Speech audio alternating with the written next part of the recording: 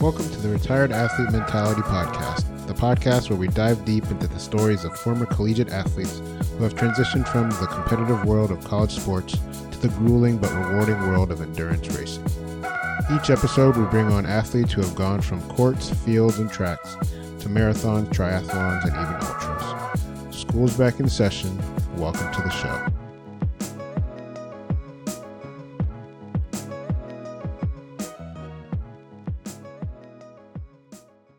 What's up, y'all? Welcome to the Retired Athlete Mentality Podcast. I am your host, Jamal from Running State University. And on this episode, we have Natalie Daube from Michigan State University, where she played soccer and competed as an outside back and a center back. She was academic All-Big Ten, finished her collegiate career as a Big Ten Distinguished Scholar. After college, she continued to perform at a high level, running a 2:57 full marathon this past May at the Pittsburgh Marathon, where she was 9th overall female and won her division. Natalie, let's talk about your retired athlete mentality. How have you been? I'm good. How are you? I'm good. I think we're both here surviving the storms and trying to get through this ice and snow.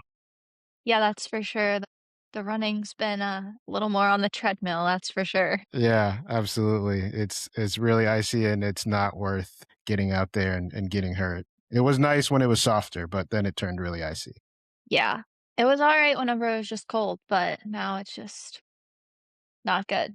Yeah. And so what I like to do is get into the college conversation. But before we do that, I wanted to go against my regularly scheduled content and kind of talk about what I mentioned in the intro, which was your Pittsburgh Marathon experience, which is an awesome finish. Do you want to open up with how that went for you? Sure. So a little bit of background on for my running. So I really am kind of new-ish to running, I guess you could say. I ran the Pittsburgh Half Marathon in May of 2024, and that was my first experience ever competing for running, really.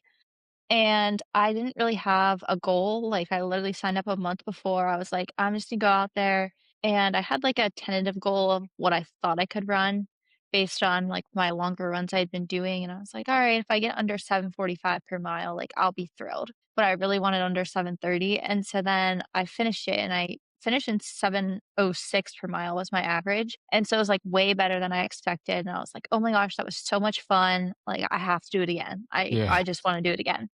So then I signed up for another half marathon immediately after that. And my dad was like, "Oh, well, if you held that pace for the full marathon, that would be incredible." And I'm like, "There's no way I could do that." Yeah. Well, then I was like, "Well, if I could qualify for the Boston Marathon, that would be kind of a cool thing to do." And I was like, "Well, if I'm going to do it now, it's summer." And I was still in Pittsburgh at the time. So I was like, "Well, I'll have the time. The weather's nice. It'll be great." So I started just running a little bit more, and at this time, I was running, really low mileage, I was running probably, 3 days a week for tops 3 miles and then a long run. Yeah. So but I was doing boot camp classes in addition to that, so it wasn't all that I was doing, but it was just, very low mileage. So, as the summer progressed, I was like, "Alright, I think I can get, maybe 3:20," and then I was like, "Well, maybe I can get 3:15." I ended up finishing in 3:06. And so qualified for Boston, and I was like, "Well, shoot, Boston's in 2026, I still have a whole year Yeah. plus until then." Then I signed up for the Pittsburgh Marathon, and I started kind of listening to more people that ran regularly and was like, "Oh, I should probably increase my mileage." So I started running 5 days a week, and I was doing, 4-mile easy runs and then 5 miles and then a medium long run and a long run. And so before the marathon, I really wanted sub 3, but I was like, I don't know if I can really get there yet. Maybe so I made my goal sub 7-minute pace. So I was like, if I get 6:58 pace. And so I'm on the start line of the Pittsburgh Marathon. And of course, I missed my corral start time. So I had to go on the next corral. And my tracker thing, it said I'd started. And I was like, shoot, this is bad because we still had a few minutes before it was supposed to start. And it reset and it was all fine. But I was flying out of the gate because of that. Yeah. And so my second mile was a 6:10. And I was like, oh, shoot, I need to slow down or I'm just going to die. And so I kind of kept, going along at like a good pace for the first half of it, and then there start to be more hills. So like there's Mm, a big hill at like halfway point basically. Through that stretch, I was just telling myself like you can't go yet. Like you're starting to get a little bit bored at this point in the race. Like after you've done, after you're at like 14, 15, that's kind of when you're like, all right, I'm getting a little bit tired now, starting to get a little bit boring, but you just kind of have to stay the course. Then once I got to 20, I started speeding back up yeah. and ended up finishing in 2:57. And I didn't really, I knew that I was in good shape for sub three because then I was like, oh, I think I can hit sub three, but I thought that it would be close. And so then I was just really happy after that. So that's my Pittsburgh Marathon story. And I saw later that I had ended up placing first in my age and gender category, which is crazy to me because whenever I started running races, that's not like why I run races. Like I don't run to do the best of everyone. It's just about for me like beating my time. Yeah. And then uh, did pretty well overall. So that was exciting. Yeah, that is an incredible marathon story. As a person who, did athletics prior to running, you think like, oh, she got up and just ran a marathon, but you have a long history of athletics that, build that base, which we'll get to here in a little bit. But no, that is an awesome story. And I'm excited to, see what Boston is like for you. But now we can get back to the regularly scheduled agenda, and we can talk about your transition from college to uh, endurance sports. And so, for you, you went to Michigan State. How did you get to Michigan State as far as to start playing soccer? So this is kind of an interesting story as well. So growing up, I always played soccer, loved soccer, and my club team was pretty good. And so I had talked to like smaller D1 schools, but I really wanted like the big D1 experience because I had seen my parents both went to Michigan State and, just seeing them like root for Michigan State on Saturdays for football and like in basketball, I was like, I want that connection to my school after I finish. And so if soccer wasn't going to be in the picture, I was like, I'll just play club, like that'll be fine, whatever. I eventually came to that kind of conclusion and really did not think I was going to end up on the team because it's senior year. It's like time's ticking down. And I emailed them about walking on, like, oh, is there any possibility I could try out and walk on? Hadn't gotten any response. Someone my mom works with actually ended up calling the coach's office one day and got one of the coaches. And they were like, oh, have her come to a camp and, we'll take a look at her. So I went to the camp July. Like this is after I'd graduated high school already. Like very last minute Yeah, and had a great day. Like I probably one of the best days I'd ever had at the camp. Like just, did really well. And so they're like, we'd love to add you to the team, but we already have a full roster for this fall. We have 36 girls, which is like a ton. Most rosters carry tops 33, 34. So they said, we want to add you in the winter. So I was like, all right, cool, get used to being a freshman in college, whatever. Well, I came in the winter. I trained for 6 weeks with the team and then COVID hit. yeah, Then we were supposed to have our first spring game like right before or right after they canceled everything for COVID. So then they like sent us all home. So wasn't playing for a while.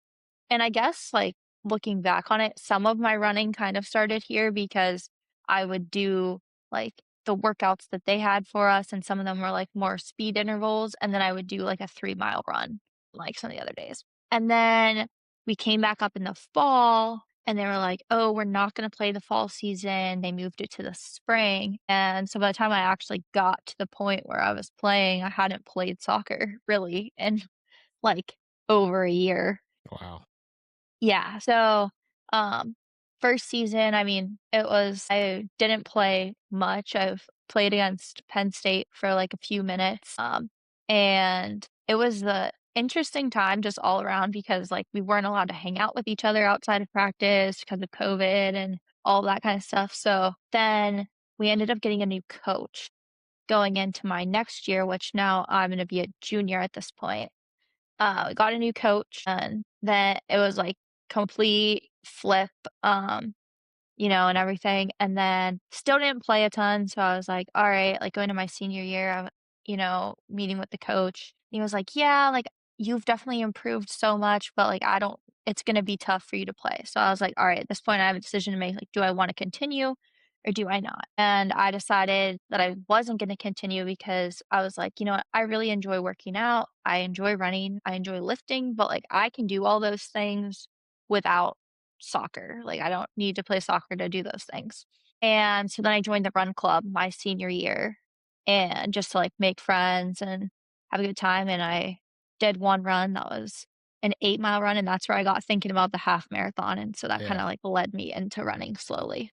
Yeah, that's a tough decision that you have to make.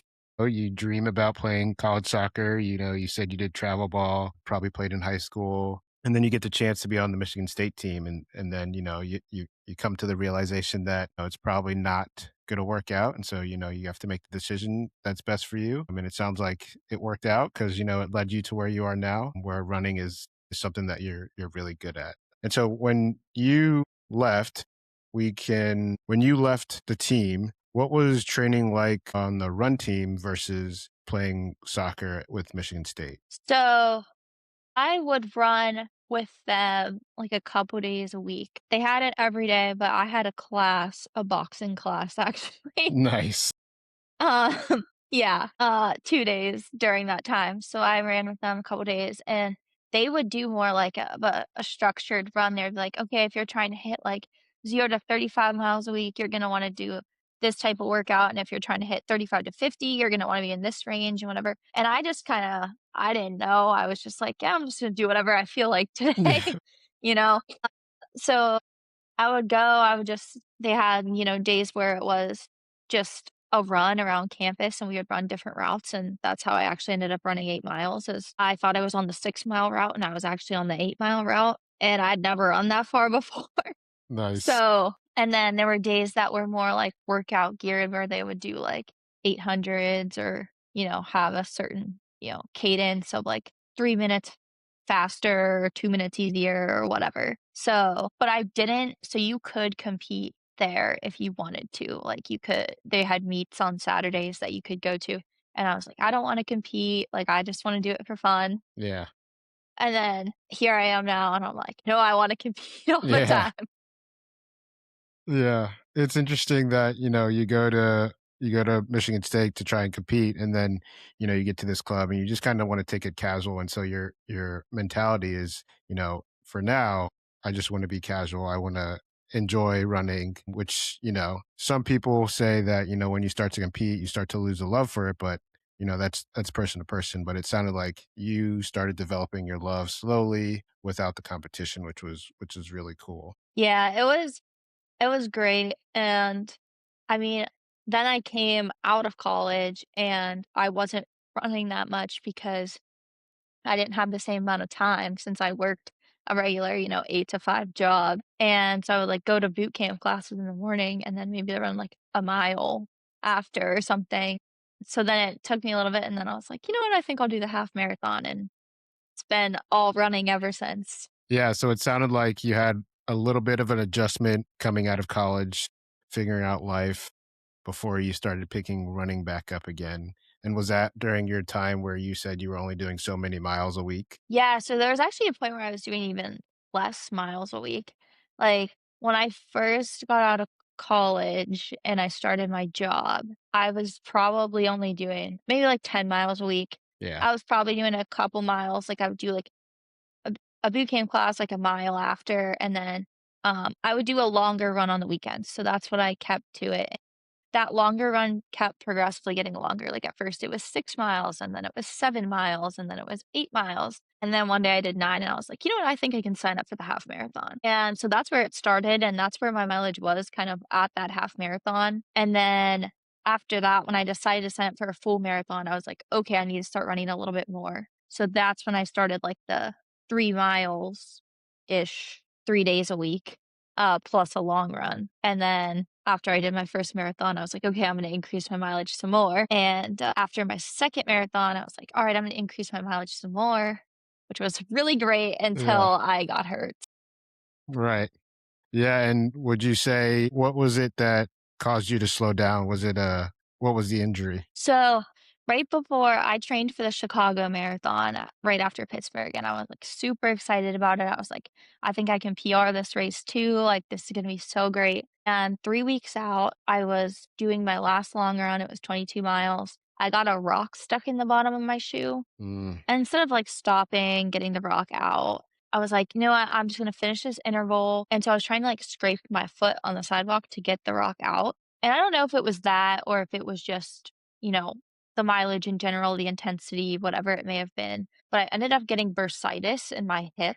mm, Um, I mean, we didn't know what it was at first, but I essentially got back from my run, sat down, and was like, "Oh, no, like, I can barely walk now. yeah. Like, I don't know what I'm gonna do."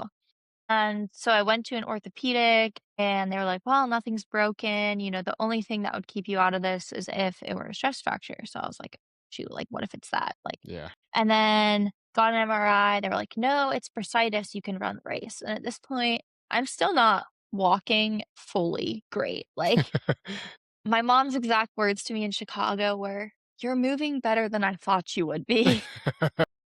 So, but I'm like, "I'm gonna do this race," and so I did it. It was, probably not the way I would prefer to do any race ever again, Yeah. but we did it, and so then after that, I obviously took a long break from running, just doing physical therapy and stuff, and now I'm, like, slowly building my mileage back up, so we'll see. I've been saying to everyone's like, "Oh, Boston, Boston," like, I'm like, "Yeah, we'll see how it goes," like, I really don't know how it's gonna go.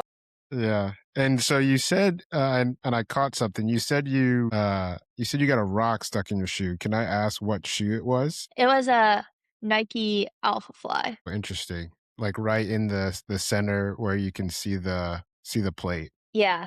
Yeah, there are some shoes that definitely get like nickel quarter size rocks stuck in them, without you knowing or with you knowing. But yeah, that's unfortunate. But it sounds like you're getting there. You're making your way slowly but surely, and Yeah, it's for it's sure. getting close. Yeah. I mean, not as quickly as I'd like, but, Yeah, of course. we're moving in the right direction still, so that's the important part. Yeah. And so it sounds like you started out pretty casual and now you're moving into a place where you're truly trying to compete. Is that something that your mentality is, going forward? Or do you think that, you kind of bounce around from casual race to competing? What do you feel that you're going to do, from race to race? I think definitely competing, but not necessarily competing with other people so much as just competing with myself in my time. Like, I just wanna shaving off time of my marathon, of my half marathon. I One of the things I find so satisfying about running is that you can literally see the improvement. Yeah. Like playing soccer, it's a little bit harder because you're playing different opponents, you have girls you're going against all the time that have different skills. So it's kind of hard to see like, oh, I'm getting better. Versus with running, I mean, you just look at the clock and you can see that you're getting better. And I mean, are other components besides the time you can get better at with regards to your running, but that's one of the main things. Oh, I'm running faster, or I'm running longer, or I'm feeling better on my runs or whatever. So I definitely wanna just keep chipping away that time. I'm a very competitive person, so yeah, definitely just keep chipping away. Yeah, and as you continue to get better, are you changing your training plans, or do you feel that you've found a training plan that fits you? What does that look like for how you train for a marathon? Yeah, so like I said, when I first started out, it was really low mileage, a couple of and then I got to a place before Pittsburgh where I was running. I had, um, 3 5-mile runs that were easy. Long like, medium long run, that was 10 miles. I would cross train on the elliptical for 40 minutes one day, and then I would do my long run of, 13 to 22 miles. And then also with that, when I first started running, I also did every run at the same pace. Yeah. Like, I would just go out and run, and for my long runs, it would just be a steady run of, like, not an easy effort and not a, like, "Oh my gosh, I'm gonna die" effort either, Yeah. just kind of, maybe, like, more of a tempo type pace, and then when I trained for Pittsburgh, I actually changed that up, so I had, like, true easy miles and then true like goal pace miles. Now I still don't get all in the weeds. I know there's like a lot of different paces you can go. I'm still kind of in that phase where I'm like, okay, I'm either doing an easy mile or it's a faster than goal pace mile. Like those are the only two speeds. Yeah. There is no like, Yeah. oh, I'm gonna do my mile speed and I'm gonna do my 10K speed or anything like that, so it's not that detailed. But then when I went for Chicago and I was training for that, I started doing 7-mile runs. So I would do 7-mile runs 3 days a week, a, like, 12-mile medium long run, 1 day cross training on the elliptical for 40 minutes, and then the long run. And that would have, you know, like, faster than race pace and then normal. Going forward, for Boston, I'm still in the beginning stages now, so I'm still doing, like, 4 miles, like, 4 times a week and, like, Yeah. one longer run because 'cause we're still building back up, but eventually, I wanna get to the point where I'm running 6 days a week instead of 5 and doing maybe, like, doubles instead Hmm. one singular run because I really like doing the 7 miles, like, I felt great, but maybe that wasn't considering the injury that happened. I don't know if it was that, if it was the rock, if it was whatever, but I'm like, "Okay, well, maybe I could break it up and do, like, you know, 5 miles and 3 miles in the evening or something like that." So, potentially down the road, that's something that I may consider to just kinda keep increasing my mileage slowly, but yeah, that's kinda how I plan on changing my training. Yeah, and are you building this yourself or do you have a guide? Because for me personally, I'll find a plan that I like online and then kind of move things around, shift things here and there and kind of make it fit to my life. But are you using something on the internet or is this just all you and what you're comfortable? This is just all me. I'm just like I mean, I've seen what other runners do, so I kind of take inspiration from that, and, some of them have coaches, and I listen to a lot of running podcasts now, so I kinda listen to what's working for other people, but at the end of the day, I think the main message I've heard is, everyone's different, something different works for everyone. There are some people that can go super hard on every run, there are some people that benefit from doing, more really easy runs, or some people that like the doubles, there are some people that like cross training, like, it really just depends, so I'm just kind of experimenting and trying to see what works. Yeah, and do you mostly fit these runs in by yourself or do you try to do group runs at all? So, I typically do them by myself. The long runs, I should try and get in a group, and I have gone, a time or 2, and I always enjoy it when I do, but I feel like when I get in that mode of like, "Okay, I wanna try and do my race pace miles now," then it doesn't fit as well into, like, the group setting as if I'm just, going along for a run and chatting. So, and then on the weekdays, I typically run alone because I do it so early in the morning. I run at like 5 AM just on the treadmill in my building because it's still dark out or whatever. So I do most of it alone. Yeah, and do you find that that's tough or is that just the norm for you?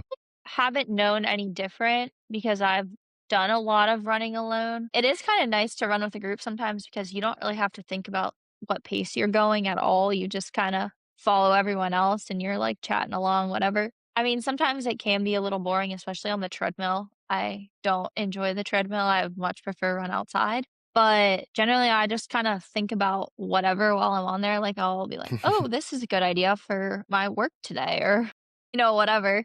So, I don't find it to be too difficult, and I think it probably helps once I get into the actual race because 'cause you're out there for a while by yourself. I mean, not by yourself, you're surrounded by people, but, like, kind of by yourself. Right. And so do you think that, working out by yourself fits into your social life and your work life, or do you find trouble, balancing it all? I think it fits in well, and that's one of the reasons I do work out a lot by myself because I know for me, I need to get it in before work. Because after work, I come home, by the time I get home, it's time for dinner, and then it's like, who wants to do a big workout after they just ate dinners? Yeah.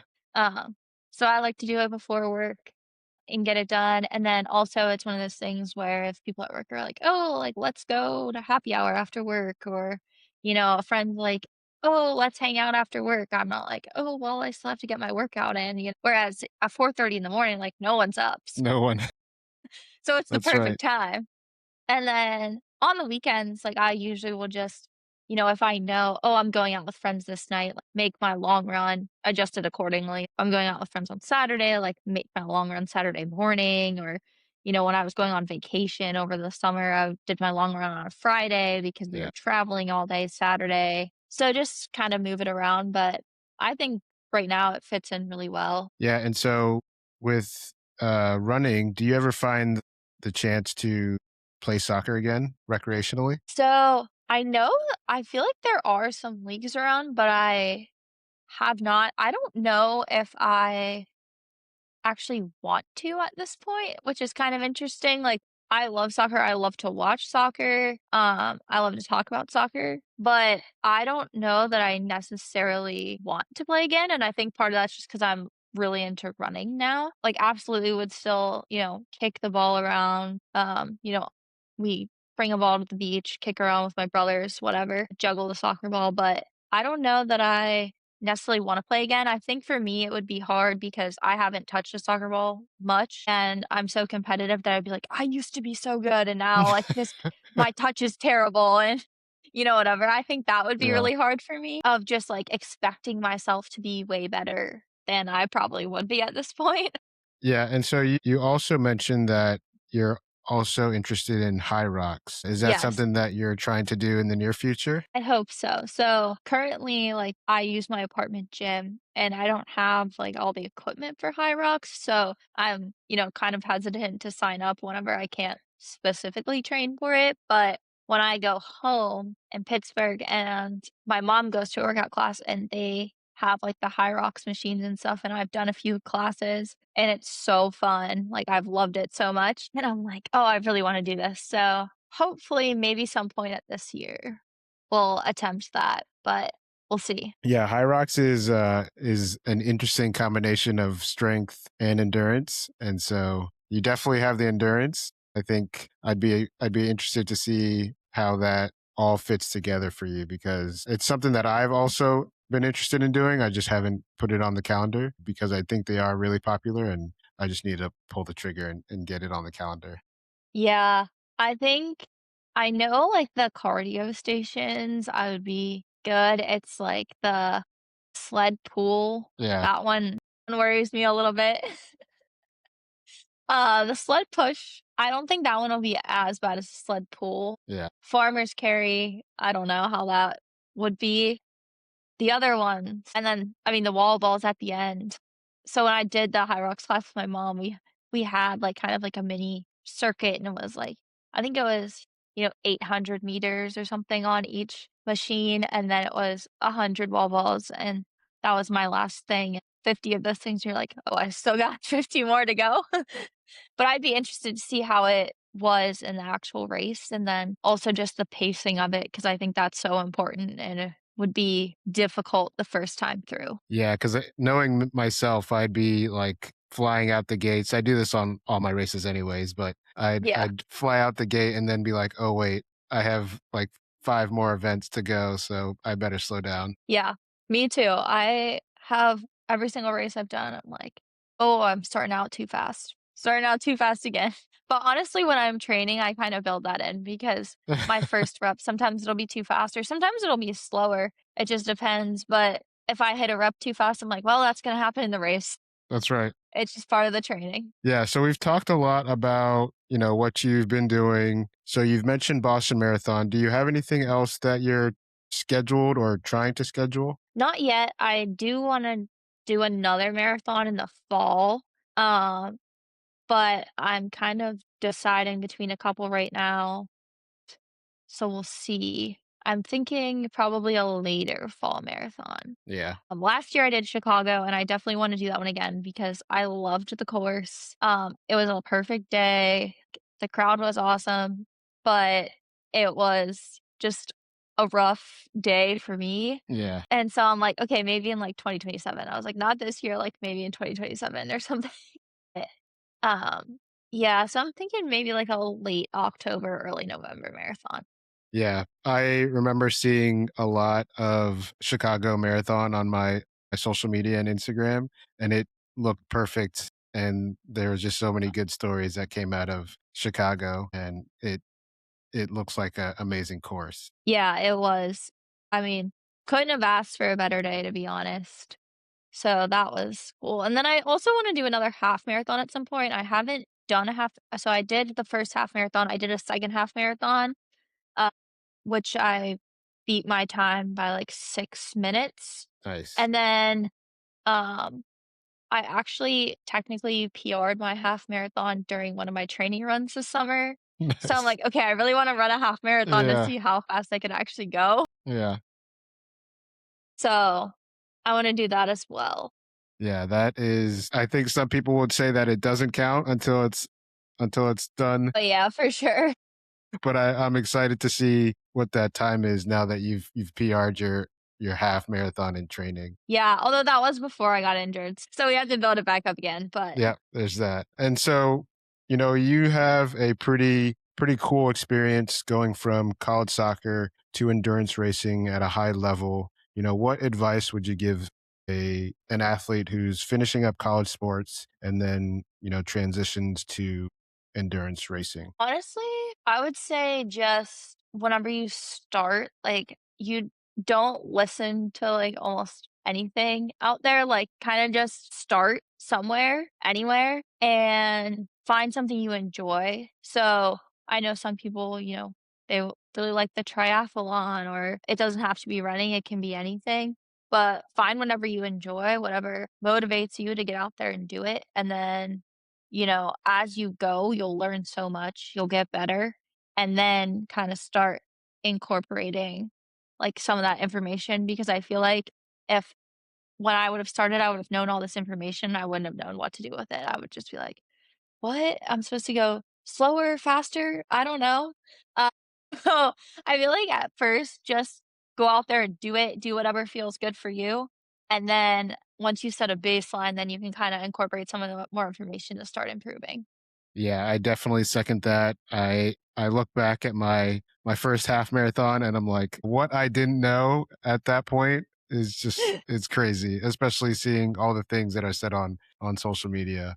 But that's definitely really good advice. And so this has been an awesome conversation. Before we wrap it up, where can people follow you and connect with you? You can follow me at nat_runs_fit on Instagram. I'll be honest, I'm not the best at posting. I really try, but we're gonna try and get better. But I'll post a lot of my runs there and then just some like funny running type stuff. Sometimes recipes. So that's the content you'll see there. Nice. I'll have to go out and check out some of those recipes. Yeah, I did a couple smoothie ones and an oats one, and then I made some banana bread muffins the other day, which I didn't post the recipe yet, but I'll be posted soon. That sounds amazing. Well, Natalie, it's been amazing. Thank you for coming on the Retired Athlete Mentality podcast, and we'll talk soon. All right, thanks so much for having me. I appreciate it.